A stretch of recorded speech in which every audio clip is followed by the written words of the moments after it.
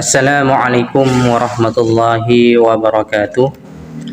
Alhamdulillahirabbil alamin. Assalatu wassalamu ala asyrafil anbiya'i wal mursalin sayyidina wa maulana Muhammadin wa ala alihi wa sahbihi ajma'in. Amma ba'd.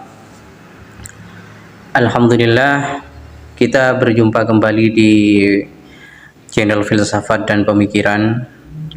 Kemarin saya ditanya oleh salah satu, ya saya sebut saja seorang netizen ya, yang kemudian pro terhadap pemikirannya Prof. Mun'im Syirri. Di salah satu komentarnya mengatakan begini, bagaimana kalau Al-Quran itu sendiri juga banyak mengandung beberapa cerita mitologi atau mitos di dalam Al-Quran itu sendiri. Itu kemudian membuktikan bahwa katanya Al-Quran itu adalah karangan manusia, karena sesuai dengan apa yang pernah dilakukan oleh Injil dan kitab-kitab terdahulu itu anggapannya. Oke, nanti saya tampilkan apa yang diomongkan orang itu ya, Fawaz siapa namanya, lupa saya. Tetapi kemudian saya berjanji untuk memberikan satu semacam tanggapan atas pernyataannya, bahwa Al-Quran itu pada prinsipnya di dalam Al-Quran tidak ada hal-hal yang bersifat mitologis.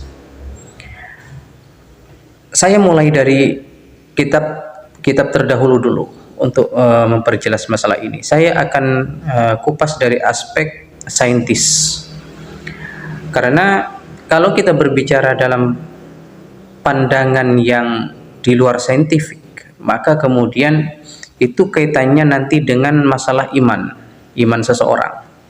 Karena kalau sudah berbicara masalah iman, itu sudah tidak bisa ditawar kecuali dia menemukan kebenaran atau menemukan ilham dari Allah, dari Tuhan, bahwa itu adalah sesuatu yang benar, kemudian dia berpindah dari agama non-muslim ke muslim, misalkan seperti itu.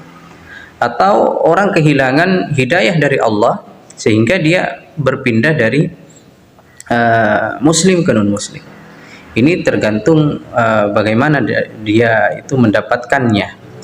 Kalau seperti Deddy Corbuzier, dia mendapatkan hidayah dari Allah, terus kemudian dia menjadi Islam, sama halnya dengan Lukman Sardi yang kemudian dia menjadi seorang murtadin, seperti itu. Ini kalau masalah berbicara tentang masalah keyakinan. Tapi kalau kita berbicara tentang satu kebenaran Al-Quran dan kitab-kitab terdahulu, maka ujiannya adalah saintifik atau berdasarkan penemuan sains, pembuktian sains.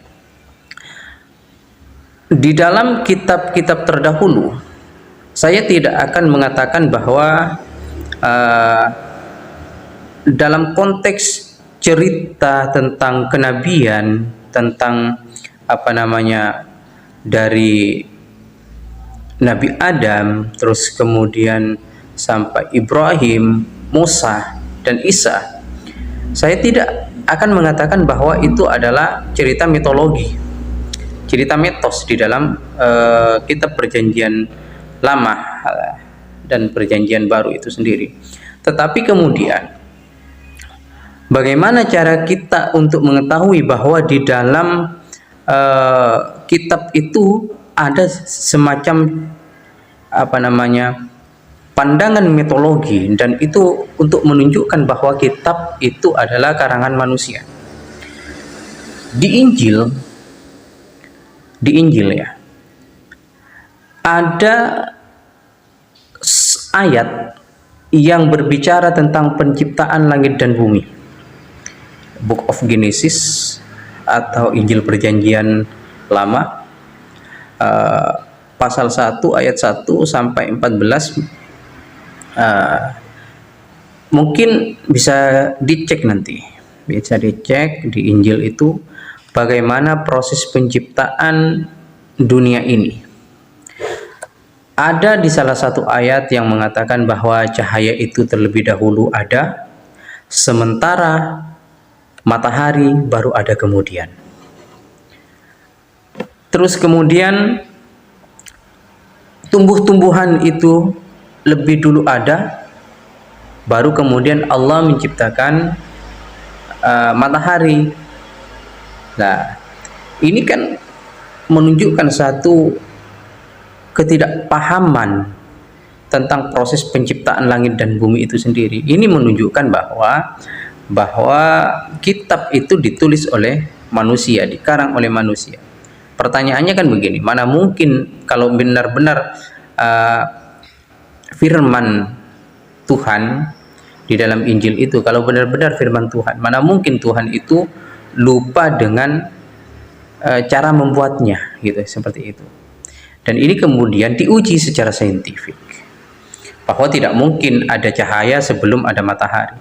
Cahaya itu ada karena adanya matahari atau bintang yang disebut dengan matahari. Tumbuhan itu sendiri kemudian butuh yang namanya sinar matahari untuk hidup. Mana mungkin tumbuhan itu ada lebih dulu, sementara mataharinya baru ada kemudian, yang memberikan fotosintesis terhadap tumbuhan itu sendiri. Nah ini. Tetapi di dalam Al-Quran, sepanjang pemahaman saya, sepanjang pengetahuan saya, di dalam Al-Quran itu tidak terdapat yang namanya makhluk-makhluk mitologi. Tetapi saya tidak ingin membahas masalah ini, tetapi saya ingin fokus di masalah kajian saintisnya. Kalau dikatakan bahwa cerita tentang Nabi Musa, Nabi Ibrahim, Fir'aun di dalam Al-Quran itu semacam satu bentuk mitologi, bentuk cerita mitos, maka Anda yang mengatakan itu bahwa itu adalah cerita mitologi, Anda tidak paham apa yang disebut dengan konteks sejarah. Sejarah dimanapun, bahkan di Injil itu jelas terdapat seperti itu. Bukan berarti kemudian kalau Al-Quran mengutip hal yang sama, bukan berarti Al-Quran itu menyuntoh atau mengutip Injil. Tidak seperti itu, karena tidak, kalau kata-kata kutipan itu pasti persis, tidak akan ada yang berbeda di dalam cara pengutipannya, cara menulisnya, cara mengarangnya dan sebagainya. Tidak akan ada yang berbeda. Oh, pakai teknik paraphrasing itu kejauhan lah, tuduhan-tuduhan semacam itu. Lah, untuk membuktikan bahwa cerita Nabi Nuh, terus kemudian Nabi Saleh, ya, Nabi Hud, terus Nabi Ibrahim, Nabi Musa, terus kemudian Nabi Isa misalkan, kita bisa telusuri sampai hari ini bahwa keturunan-keturunan Bani Israel dan sebagainya itu masih ada, gitu. Bani Israel itu masih ada yang sekarang ngelumpuk di Israel, kan, seperti itu. Maka di sana juga ada bukti-bukti atau fakta-fakta sejarah yang menunjukkan bahwa itu bukanlah mitos, ya. Kenapa? Karena informasi di dalam Al-Quran itu menunjukkan apa yang disebut dengan qasasul haq, gitu, seperti itu. Sesuatu yang benar, qasasul haq, ya, sesuatu yang benar terjadi, dan cerita di dalam Al-Quran itu pasti benar. Tidak ada yang tidak benar di dalam Al-Quran. Semuanya pasti benar. Oke. Untuk menjawab tuduhan-tuduhan bahwa Al-Quran itu penuh dengan cerita mitologi, baik, saya akan mulai sebagaimana diskusi saya dengan Dr. Abdurrahman Imudi, ya, salah satu dosen di Winsah.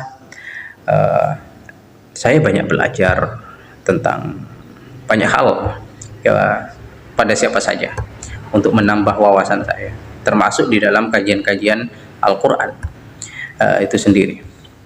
Sebagai seorang muslim, tentu wawasan dan keilmuan Al-Quran dan hadis itu harus banyak diserap untuk dapat memberikan satu jawaban-jawaban atas tuduhan-tuduhan yang sifatnya seperti ini. Kita bisa lihat untuk menjawabnya, kita bisa lihat dari satu, yang pertama adalah sisi teologi dari bahwa cerita di dalam Al-Quran itu adalah benar, gitu.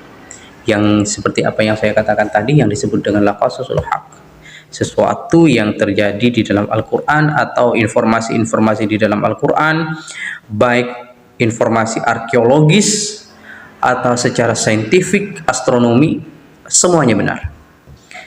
Dan kalau memang sampai hari ini belum ada yang bisa membuktikan itu, karena keterbatasan pengetahuan manusia saja, keterbatasan kemampuan saintis manusia untuk mampu menembusnya. Tetapi kemudian sudah 80% informasi di dalam Al-Quran itu secara akademik, secara saintifik itu benar. Jadi tinggal 20%-nya. Bisa saja yang 20% itu akan ditemukan setelah ini, atau mungkin itu sifatnya hal-hal yang sifatnya nanti. Tetapi kemudian yang sudah dibuktikan itu sudah 80% benar apa yang diinformasikan oleh Al-Qur'an itu sendiri. Bahwa ini menunjukkan secara teologis yang disebut dengan laqasasul haq di dalam Al-Qur'an itu, cerita di dalam Al-Qur'an itu adalah benar adanya, sudah bisa dibuktikan secara pasti. Seperti misalkan cerita di dalam Al-Quran ketika bercerita, sebelum saya mulai ke masalah arkeologi ya, tentang air tawar dan air asin misalkan. Siapa yang bisa melihat tentang perbedaan air tawar dan air asin ketika bertemu? Ternyata ada barzah, ada penghalang yang tidak terlihat. Dulu Nabi Muhammad dituduh macam-macam, dituduh karena dia pernah ke sana dan pernah ketemu dengan tapi kan itu adalah rintangan yang tidak terlihat, yang tidak bisa dibedakan kecuali dengan uji saintifik seperti itu. Terus kemudian Al-Quran juga menyebutkan tentang bintang at-Tariq. Bintang at-Tariq itu yang di dalam maknanya, kalau secara bahasa Indonesia ya, diartikan secara bahasa Indonesia itu adalah bintang yang datang di malam hari. Jadi apa maksudnya menggunakan kata itu? Allah menggunakan kata itu untuk menginformasikan tentang bintang pulsar. Maka untuk meng-cross check bahwa arti yang kita selalu ucapkan itu belum tentu memenuhi maksud apa yang disebut dengan yang disebut Tuhan itu sendiri. Tetapi kemudian at-Tariq itu adalah seperti paluh, atau kata paluh, memaluh, memukul. Maka kita lihat suara bintang pulsar itu persis yang ditemukan oleh NASA itu seperti orang sedang memukul paku.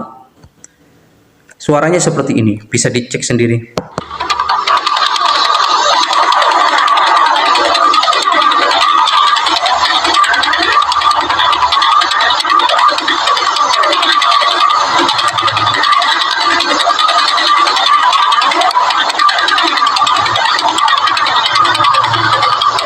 Kemudian tentang supernova. Supernova itu sudah dijelaskan juga di surat Ar-Rahman oleh Allah, sudah diinformasikan bahwa supernova itu seperti kilauan minyak yang bagaikan bunga mawar yang sedang mekar. Kalau bukan informasi ini datang dari Allah, mana mungkin seorang manusia mampu menjangkaunya. Sementara di masa Rasulullah itu tidak ada pesawat dan sebagainya. Seperti apa yang saya katakan tadi di awal, ketika Injil berbicara tentang konsep penciptaan, itu sudah banyak yang dipertentangkan secara saintifik. Tapi kalau masalah keyakinan, saya tidak mau, karena bagi mereka yang percaya bahwa Injil ini adalah kitab suci bagi orang saudara-saudara Nasrani, maka ini dikatakan benar. Dan juga dikatakan bahwa inilah kiasan-kiasan dan sebagainya, atau bahasa-bahasa bisa menggunakan itu secara keyakinan. Tetapi secara saintifik bisa dibuktikan ya, seperti itu, bahwa Al-Quran itu yang disebut dengan laqasasul haq, cerita di dalam Al-Quran itu pasti benar. Masih banyak bukti-bukti saintifik yang terdapat di dalam Al-Quran yang sudah dinyatakan benar, dan itu tidak ada keraguan di dalamnya, sudah dikatakan benar. Seperti misalkan teori Big Bang, teori penciptaan langit dan bumi, itu sudah termaktub di dalam Al-Quran juga. Dan kemudian sudah bisa dibuktikan secara saintifik bahwa langit dulunya adalah satu, lalu kemudian kami pisahkan keduanya. Awalam yaral ladzina kafaru annas samawati wal ardh, seperti itu di dalam Al-Quran. Lalu kemudian kami pisahkan keduanya antara langit dan bumi itu. Itu disebut dengan teori Big Bang. Itu teori Big Bang itu baru muncul di abad ke-18. Sedangkan Al-Quran sudah membicarakan penciptaan langit dan bumi ini jauh sebelum itu, 1400 tahun yang lalu. Tuhan itu sudah menginformasikan tentang penciptaan langit dan bumi, dan itu terdapat di dalam Al-Quran, dan itu tidak terdapat di dalam kitab-kitab yang lain. Saya sudah baca Injil. Kalau Anda mengatakan saya tidak baca Injil, saya sudah baca. Saya Injil Barnabas baca. Saya Injil Perjanjian Baru ada baca. Perjanjian Lama saya baca. Kenapa? Karena saya pernah belajar di jurusan ilmu perbandingan agama. Jadi bohong kalau saya tidak belajar tentang itu. Karena ada mata kuliah khusus yang berbicara tentang kristologi. Hinduisme saya belajar. Terus kemudian Buddhisme saya belajar. Jadi kalau ada yang mengatakan harus baca kitab, ya saya sudah baca. Seperti itu. Terus yang kedua secara arkeologis gitu. Bantahan tentang tuduhan bahwa di dalam Al-Quran itu adalah ada kisah-kisah yang secara bahwa Fir'aun Nabi Musa itu adalah mitologis, bentuk sesuatu yang mitos gitu. Ini apa ya? Orang ini tidak paham tentang sejarah bahwa Bani Israel itu ada ya karena adanya keturunan dari Nabi Musa itu sendiri atau kaumnya Nabi Musa itu sendiri, dan mereka itu yang paling tahu tentang sejarahnya. Kalau Anda tidak percaya, ya pergi saja ke sana, ke Israel itu ya, Bani Israel yang lumpuh sekarang di negara Israel itu yang menjajah Palestina sampai mau habis Palestina itu ya. Itu seperti misalkan Fir'aun ya, seperti Fir'aun. Terus kemudian cerita-cerita Fir'aun, Nabi Musa. Ada bukti sejarah. Bahkan mumi Fir'aun itu bisa kita lihat secara kasat mata di sana, di Mesir sana. Bahwa benar adanya. Itu bukan mitos lagi. Lalu kemudian ingin mengatakan Musa lah yang mitos. Cerita Fir'aun ini bersamaan dengan atau mengiringi cerita Fir'aun ini adalah Nabi Musa alaihissalam itu sendiri, yang kemudian dengan mukjizat dari Allah Nabi Musa mampu membelah lautan, dan di situ juga sudah ditemukan, Anda bisa cek bahwa Fir'aun ini benar-benar mati karena banyak menelan minum yang disebut dengan garam. Sudah dibuktikan secara arkeologis. Apalagi yang mau dipertanyakan? Apalagi yang mau dituduhkan terhadap Al-Quran bahwa Al-Quran ini mitos dan sebagainya. Terus kemudian kalau tidak percaya dengan Al-Quran, ya telusuri saja orang yang sedarah dengan itu, yang sekarang misalkan seperti Bani Israel itu yang lumpuh di negara Israel sana. Cek saja ke sana. Ada fakta-fakta, ada peninggalan-peninggalan di sana. Terus kemudian di Mesir berkaitan dengan Nabi Musa ini ada mumi Fir'aun. Ini bukti bahwa cerita di dalam Al-Quran itu tidak ngawur, bahwa cerita di dalam Al-Quran ini adalah fakta, adalah pernah terjadi. Terus kemudian misalkan ada pertanyaan lagi, kenapa kok tidak detail tahunnya? Saya katakan bahwa Al-Quran itu bukanlah kitab tentang sejarah. Al-Quran bukan kitab tentang sejarah.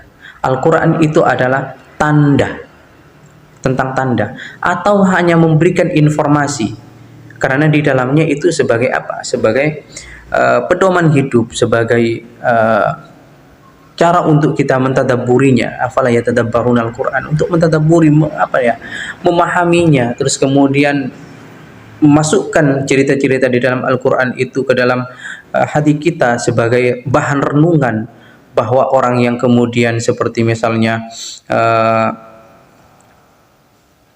kaumnya Nabi Lut yang kemudian melakukan, mohon maaf ya dalam tanda kutip, melakukan sodomi gitu, terus kemudian dihancurkan oleh Tuhan, itu sebagai ibrah bagi kita, sebagai pelajaran bagi kita bahwa azab Allah itu nyata sebenarnya. Tapi kemudian kebenaran yang di dalam Al-Quran ini tidak bisa dibantah lagi hanya karena persepsi. Kalau persepsi itu anak kecil saja, ya, anak kecil saja itu bisa membuat persepsi. Tetapi kemudian untuk membuktikannya ya harus telusuri sejarahnya. Misalkan seperti Nabi Sulaiman, misalkan sudah banyak para arkeolog yang mencoba untuk membuktikan itu, kapalnya Nabi Nuh dan sebagainya. Masa itu dianggap mitos gitu, seperti itu. Yang ketiga itu ada kebenaran di dalam Al-Quran itu ya bersifat rasional dilihat dari aspek apapun, karena koheren antara satu kejadian dengan kejadian yang lain itu koheren. Artinya begini, maksud saya begini, kalau Anda mempertanyakan tentang Nabi Musa, maka itu hari ini itu sebenarnya masih ada keturunannya, bangsanya masih ada, yaitu bangsa Israel yang sekarang ngumpul di Israel sana, Bani Israel ya, di Israel sana. Terus kemudian kita tahu bahwa koheren yang dimaksud di sini adalah bahwa ada semacam kesamaan rumpun antara Nabi Allah Musa dan Nabi Allah Muhammad, yaitu dari bangsa Semet gitu, seperti itu kalau tidak salah. Tapi saya yakin itu adalah dari bangsa Semet, itu masih satu rumpun dan sampai kepada Nabi Muhammad Sallallahu Alaihi Wasallam. Walaupun kemudian Nabi Muhammad diturunkan di Arab, tetapi kalau misalkan begini, kalau tidak paham saya jelaskan begini. Yang dimaksud satu rumpun ini kalau di Indonesia, Indonesia, Malaysia, terus kemudian Brunei, itu sebenarnya kan rumpun Melayu gitu.